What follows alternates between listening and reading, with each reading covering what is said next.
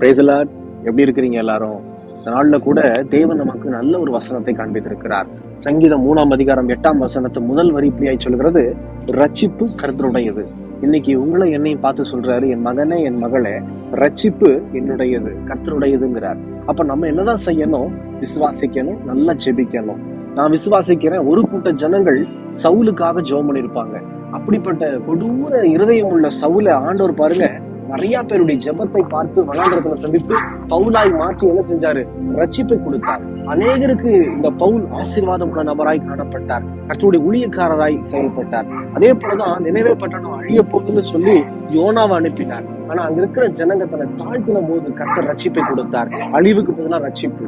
அதே மாதிரி இன்னைக்கு நம்முடைய வாழ்க்கையில மற்றவர்களுக்காக நீங்க கண்ணீர் விட்டு ஜெபம் பண்றீங்களா? குடும்பத்துக்காக ஜெபம் பண்றீங்களா? கவலையே படாதீங்க, கர்த்தர் ரட்சிப்பை கொடுக்க போகிறார். உங்க ஜெபம் வீண் போகல, உங்க கண்ணீர் வீண் போகல. கர்த்தர் உங்க கூட பேசிக்கொண்டு இருக்கு.